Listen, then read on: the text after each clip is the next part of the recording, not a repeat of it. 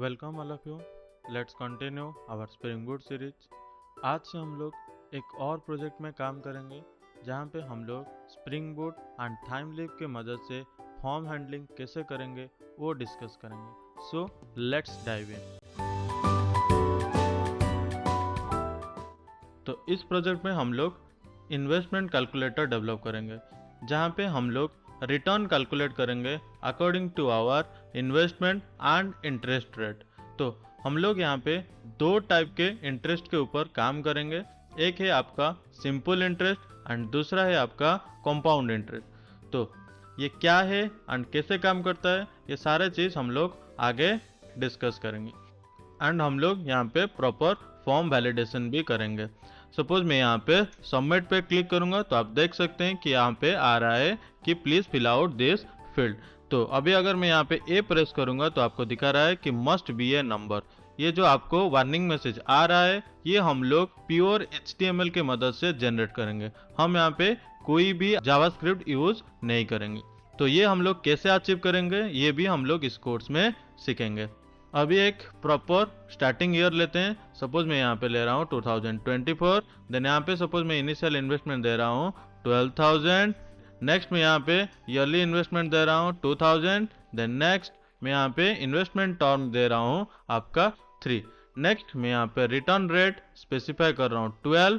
Then यहाँ पे मैं पहले सिंपल इंटरेस्ट के साथ कैलकुलेट करना चाहता हूँ तो मैं यहाँ पे सिंपल सिलेक्ट किया। देन उसके बाद मैं यहाँ पे सबमिट पे प्रेस करता हूँ तो आप देख सकते हैं कि ये मुझे सिंपल इंटरेस्ट के हिसाब से जो मेरा कैलकुलेशन ईयर वाइज है एंड जो मेरा कैलकुलेशन टोटल होगा ये मुझे प्रोवाइड कर रहा है। तो आप देख सकते हैं कि मेरा टोटल जो इन्वेस्टमेंट है ये आपका 18,000 है एंड जो रिटर्न आपको मिल रहा है वो मिल रहा है आपको 23,760 रुपीज। एंड आप देख सकते हैं कि मुझे पूरा प्रॉपर ईयर दे रहा है। 2024 में मेरा जो इनिशियल इन्वेस्टमेंट है वो है 12,000 एंड जो ईयरली इन्वेस्टमेंट है वो है 2,000। तो इसका मतलब जो मेरा टोटल इन्वेस्टमेंट इस साल का है वो है आपका 14,000 एंड जो इंटरेस्ट रेट आपको मिलेगा वो आपका इसी 14,000 के ऊपर मिलेगा। तो आपका 12% ऑफ 14,000 इज 1,680 एंड जो आपका एंडिंग बैलेंस हो गया वो आपका हो गया 14,000 प्लस 1,680 जो आपका हो रहा है 15,680। तो ये जो भी कैलकुलेशन आप देख रहे हैं ये सारा आपका बैकएंड से कैलकुलेट होके आएगा। ये कैसे होगा ये सारा चीज हम लोग इस प्रोजेक्ट में डेवलप करेंगे। नेक्स्ट सेम 2025 में आपका जो टोटल है ये आपका 15,680 है लेकिन जो आपका इन्वेस्टमेंट है वो आपका अभी भी 14,000 है। बाकी का जो 1,680 रुपीज है वो आपका इंटरेस्ट है एंड आपका जो सिंपल इंटरेस्ट है वो कैलकुलेट होता है आपका इन्वेस्टमेंट पे ना कि इंटरेस्ट पे। अगर आप 2025 का ईयरली इन्वेस्टमेंट देखेंगे तो वो मेरा 2,000 है एंड पिछले साल वो था 14,000। तो 14,000 प्लस 2,000 इज योर 16,000। देन इसी 16,000 के ऊपर आपका इंटरेस्ट मिल रहा है जो कि है आपका 1,920। नेक्स्ट ये जो इंटरेस्ट है ये टोटल इंटरेस्ट ये आपका लास्ट टाइम कितना मिला था एंड अभी कितना मिल रहा है तो इसको मिला के ये आपका टोटल इंटरेस्ट हो गया। नेक्स्ट आपका जो एंडिंग बैलेंस है ये आपका जो लास्ट ईयर इनिशियल इन्वेस्टमेंट था प्लस इस साल का जो इंटरेस्ट मिल रहा है उसको मिला के ये आपका एंडिंग बैलेंस। तो ये जितना भी चीज़ है अभी अगर कंफ्यूजिंग लग रहा है तो डरने की कोई बात नहीं है, आगे हम लोग इसको पूरा डिस्कस करेंगे। नेक्स्ट ये जो 2026 है ये भी आपका सेम कैलकुलेट हुआ है। ओके नेक्स्ट अभी हम लोग एक कंपाउंड इंटरेस्ट की तरफ चलते हैं। तो कंपाउंड इंटरेस्ट में भी मैं सिंपली वही 2,000 देन यहाँ पे 12,000 देन यहाँ पे 2,000 देन यहाँ पे 3 ईयर देन आपका रिटर्न रेट 12 देता हूँ। देन यहाँ पे सिंपली कंपाउंड को सिलेक्ट करता हूँ।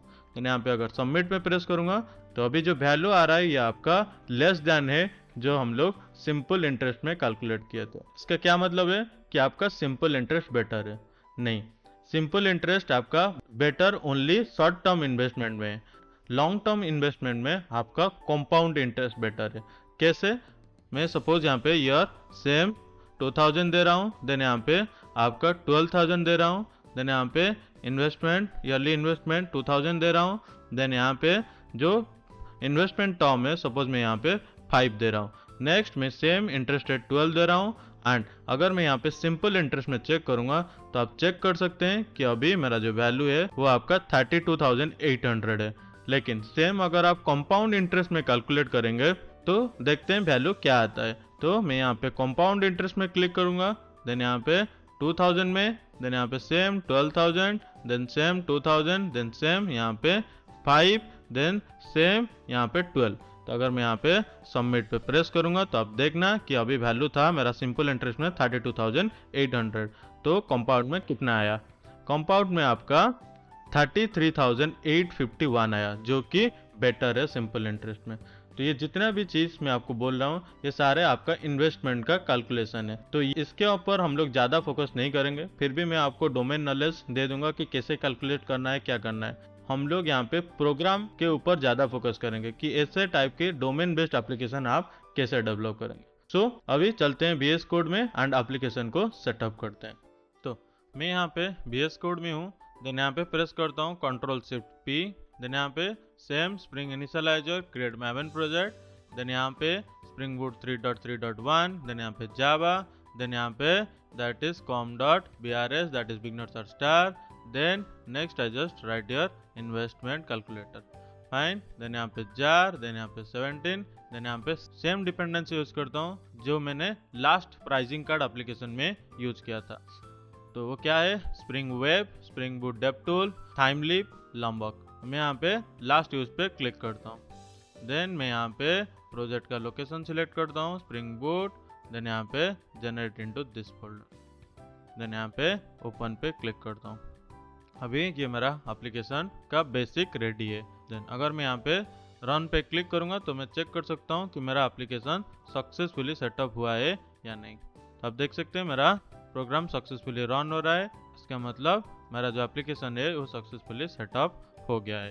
तो हम लोग अभी सिंपल एक कंट्रोलर बनाते हैं। तो मैं कंट्रोलर के लिए यहाँ पे लिखता हूँ that is controller slash investment control dot जावा। अब मेरा क्या हुआ कि कंट्रोलर बन गया, उसके अंदर इन्वेस्टमेंट कैलकुलेटर बन गया। तो मैं इसको अभी @कंट्रोलर एनोटेशन से अनोट कर दूंगा। क्यों? क्योंकि ये मुझे अभी उसके अंदर कंट्रोलर फंक्शनैलिटी प्रोवाइड करेगा, जिसके मदद से मैं अभी टाइमलीप को डाटा भेज सकता हूँ एंड टाइमलीप पेज को रिडायरेक्ट भी कर सकता हूँ। तो मैं सिंपल यहीं पे एक गेट मैपिंग लेता हूँ, देन यहाँ पे लिखता हूँ पब्लिक स्ट्रिंग होम, देन यहाँ पे रिटर्न करता हूँ रिटर्न मेरा जो भी इंडेक्स पेज होगा वो इंडेक्स पेज। नेक्स्ट हम लोग क्या करते हैं कि हमारा जो इंडेक्स पेज है उसको क्रिएट करते हैं। तो इंडेक्स पेज जैसे कि आपको पता है कि हम लोग टेम्पलेट्स के अंदर बनाएंगे। तो टेम्पलेट्स के अंदर मैं अभी लिखता हूँ index.html, देन इसके अंदर मैं अभी टैग यूज करता हूँ, देन नेक्स्ट यहाँ पे लिखता हूँ इन्वेस्टमेंट कैलकुलेटर, देन बॉडी के अंदर मैं अभी सिंपल हेडर के अंदर h1 टैग के अंदर सिंपल लिखता हूँ इन्वेस्टमेंट कैलकुलेटर, फाइन। देन अभी इस प्रोग्राम को ब्राउजर में रन करते हैं। तो मैं यहाँ पे सिंपली लिखता हूँ लोकल होस्ट 8080, तो आप देखेंगे कि मेरा इन्वेस्टमेंट कैलकुलेटर यहाँ पे शो कर रहा है। इसके आगे हम लोग नेक्स्ट वीडियो में डिस्कस करेंगे। Thank you.